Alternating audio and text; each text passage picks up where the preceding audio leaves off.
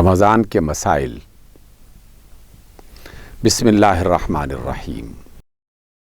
یا رب لک الحمد کما ینبغی لجلال وجہک وعظیم سلطانک۔ اللہم صلی علی سیدنا و مولانا محمد وعلی آل سیدنا و مولانا محمد وعلی اصحاب سیدنا و مولانا محمد وبارک وسلم علیہ۔ رمضان کا مہینہ شروع ہو چکا۔ اللہ تعالیٰ کی رحمتیں ہم پر سایہ کر رہی ہیں اور ہم اسی کی کرم نوازی کی بنیاد پر اس کی زمین پر اس کی نعمتوں سے فائدہ اٹھا رہے ہیں۔ رمضان کے حوالے سے چند بنیادی باتوں کو ہمیں تازہ کر لینا چاہیے۔ سب سے پہلی بات یہ کہ اللہ رب العزت رحمان اور رحیم تو ہے ہی، لیکن جب یہ مہینہ آتا ہے تو اس کے اپنے کہنے کے مطابق اس کی رحمتوں میں وہ اضافہ کر دیتا ہے۔ وہ خاص توجہ سے اپنے ان بندوں پر کرم نوازی کرنا شروع کر دیتا ہے، مہربان ہو جاتا ہے کہ جو اس کی طرف متوجہ ہوتے ہیں، جو اللہ کی طرف رخ کر کے اپنی سابقہ خطاؤں پر اور غلطیوں پر نادم ہوتے ہیں اور آئندہ خطاؤں سے اور گناہوں سے بچنے کا ارادہ کرتے ہیں۔ اللہ تعالیٰ کو ایسے بندے بہت محبوب ہیں۔ رسول اللہ صلی اللہ علیہ وسلم کا فرمان ہے کہ آدم کی اولاد میں سے ہر بندہ خطا کار ہے، گناہ گار ہے۔ اس اعتبار سے ہم میں سے کوئی شخص ایسا نہیں ہے جس سے غلطیاں سرزد نہ ہوئی ہوں، جو مختلف قسم کے گناہوں کا ارتکاب نہ کر چکا ہو، لیکن رسول اللہ فرماتے ہیں کہ خیر الخطائین التوابون، ان گناہ گاروں میں اور خطا کاروں میں سب سے اچھا خطا کار اور سب سے اچھا گناہ گار وہ ہے کہ جو توبہ کرتا ہے۔ توبہ کا بنیادی معنی ہے واپس پلٹنا۔ ہم بدقسمتی سے بہت ساری باتوں کے معنی کو نہیں جانتے، جس کی وجہ سے محض ایک رسم ادا کرتے ہیں لیکن اس کی حقیقت کو جاننے کی کوشش نہیں کرتے۔ جس طرح میں نے یہ کہا کہ توبہ پلٹنے کا نام ہے، تو اگر ہم عام زندگی میں اس کا جائزہ لینا چاہیں تو ایک بڑی آسان سی مثال ہے کہ مجھے اگر لاہور جانا ہے اور میں اسلام آباد سے اپنی گاڑی لاہور کی کسی سڑک پر چلاتا ہوں اور اپنے گمان کے مطابق لاہور کی طرف میں اپنی گاڑی چلا کے سفر شروع کر چکا ہوں، لیکن کچھ فاصلہ طے کرنے کے بعد مجھے پتہ چلتا ہے کہ میں جس رخ پہ سفر کر رہا ہوں یہ سڑک لاہور کی طرف نہیں جاتی، یا یہ راستہ لاہور کا نہیں ہے بلکہ یہ تو کسی اور شہر کی طرف جانے والا ہے۔ جیسے ہی مجھے اس بات کا احساس ہوگا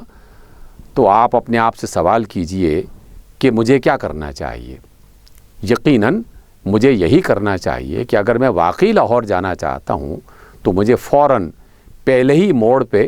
اپنی گاڑی کو روک کر واپسی کا راستہ اختیار کرنا چاہیے اور اس سڑک پہ جانا چاہیے کہ جو راستہ مجھے لاہور کی طرف لے جانے والا ہو۔ یہ جو میں نے پہلے ہی موڑ پر اپنی گاڑی کا رخ بدل دیا اور اس راستے کا انتخاب کر کے جو میری منزل کی طرف مجھے لے جانے والا ہے، یہ جو میں نے کام کیا ہے اسی کو توبہ کہا جاتا ہے۔ لیکن اگر میں اپنی بے وقوفی اور نادانی کی وجہ سے اسی غلط راہ پہ چلتا رہا اور محض اپنی زبان سے یہ کہتا رہا کہ یہ تو بڑی غلطی ہو گئی، مجھے تو لاہور جانا تھا لیکن میری گاڑی کا رخ تو کہیں اور ہے، اور گاڑی اسی راستے پر چلاتا رہوں کہ جو لاہور کی طرف نہیں جا رہا، جو مجھے میری منزل کی طرف لے جانے کے بجائے اس سے دور کر رہا ہے، تو میرا یہ افسوس کرنا، میرا زبان سے بار بار اس جملے کو دہرانا ایک بالکل بے معنی اور بے وقوفانہ قسم کا عمل ہوگا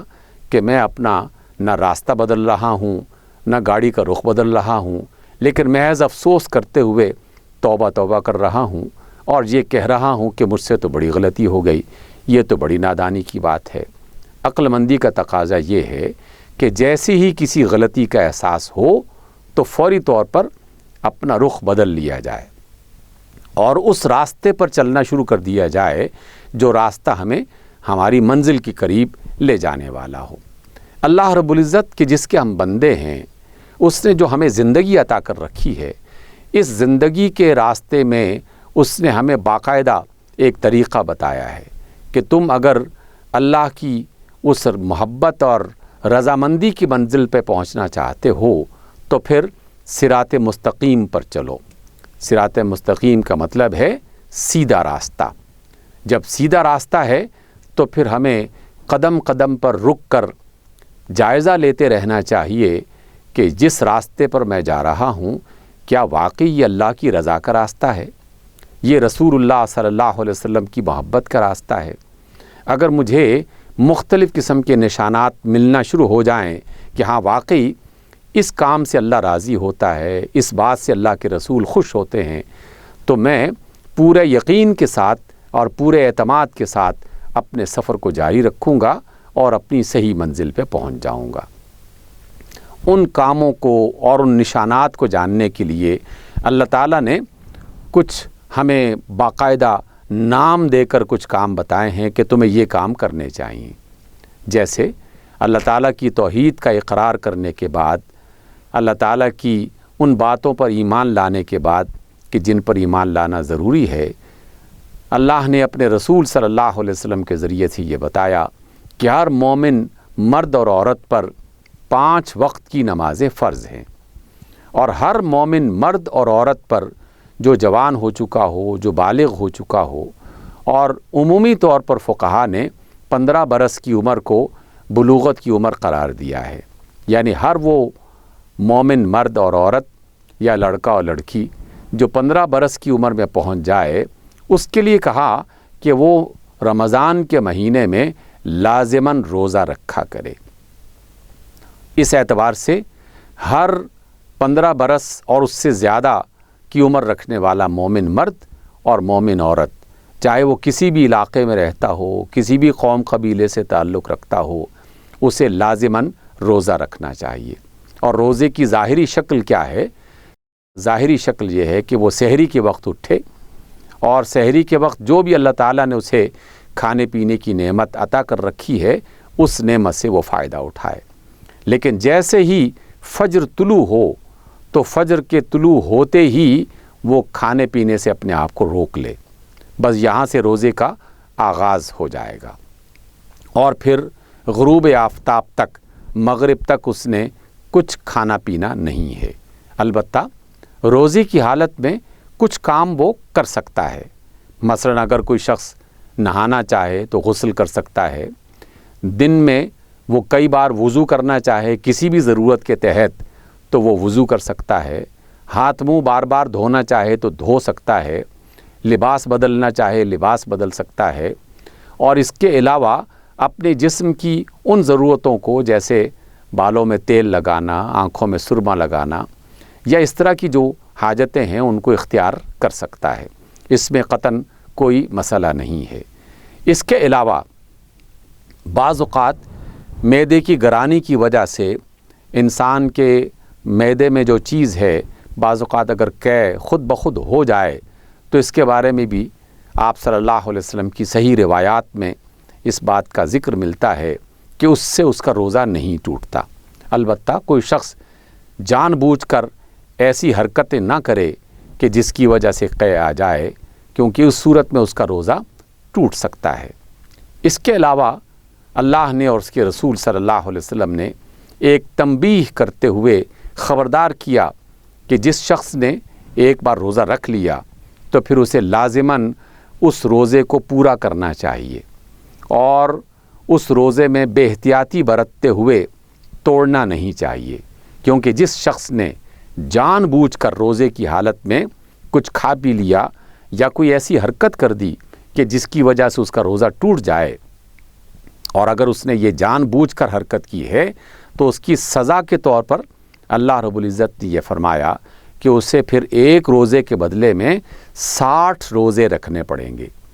اس سے آپ اندازہ لگا سکتے ہیں کہ وہ شخص کے جس کے لیے ایک روزہ رکھنا مشکل ہو رہا ہے 60 روزے وہ کیسے رکھ سکتا ہے۔ ہاں اگر کوئی شخص انتہائی غریب اور مسکین ہے اور اس سے یہ غلطی ہو گئی کسی بھی وجہ سے، تو پھر اس کے بدلے میں اسے 60 غریبوں کو، مسکینوں کو کھانا کھلانا ہوگا۔ تو اس اعتبار سے روزے کی حالت میں بڑی احتیاط برتنی چاہیے، اور کوئی ایسی حرکت نہ کی جائے کہ جس سے اس کا روزہ فاسد ہو جائے، یعنی اس کا روزہ ٹوٹ جائے۔ روزے کی حالت میں مسواک کیا جا سکتا ہے، اور رسول اللہ صلی اللہ علیہ وسلم کی اپنی سنت میں یہ بات ثابت ہے۔ صحیح احادیث میں اس بات کا ذکر ملتا ہے۔ ازواج مطہرات امہات المومنین یہ بتاتی ہیں کہ آپ صلی اللہ علیہ وسلم عام حالت میں بھی بہت ہی صاف ستھرے انسان تھے، لیکن روزے کی حالت میں عام حالت کے مقابلے میں زیادہ مسواک کیا کرتے تھے، اور اس میں بھی کوئی شرط نہیں ہے کہ وہ مسواک سوکھی ہو یا وہ تازہ ہو۔ تازہ مسواک بھی کی جا سکتی ہے اور خشک مسواک بھی کی جا سکتی ہے۔ ہر وضو سے پہلے مسواک کرنا چاہے، یا جب بھی کوئی آدمی اپنے منہ میں کوئی بوباس محسوس کرے تو اس کو دور کرنے کے لیے اگر کوئی شخص منہ صاف کرنا چاہتا ہے، کلی کرنا چاہتا ہے، مسواک کرنا چاہتا ہے، تو اس میں کوئی قباحت نہیں ہے۔ اس میں خامخواہ کچھ لوگوں نے زیادہ سختی برتنے کی کوشش کی، حالانکہ رسول اللہ صلی اللہ علیہ وسلم کی سنت بالکل واضح ہے کہ روزے کی حالت میں مسواک کیا جا سکتا ہے، اور اپنے دانتوں کو صاف رکھنا چاہیے، کیونکہ رسول اللہ صلی اللہ علیہ وسلم نے یہ تعلیم دی ہے کہ ایک مومن اپنے بدن کی کسی بو سے دوسرے فرد کو اذیت نہ پہنچائے۔ یہی وجہ ہے کہ مسجد میں کچا پیاز کھا کر اور کچا لہسن کھا کر آنے کی اجازت نہیں ہے۔ آپ علیہ السلام نے فرمایا کہ اگر کوئی شخص ایسی چیز کھا بھی لے تو اسے پھر اپنے منہ کو صاف کرنا چاہیے، یا اس کے بعد کوئی ایسی چیز استعمال کرنی چاہیے جس سے اس کے منہ کی بو وہ ختم ہو جائے۔ اس وجہ سے کوئی شخص اگر روزے کی حالت میں مسواک کرتا ہے تو اس کا روزہ نہیں ٹوٹے گا۔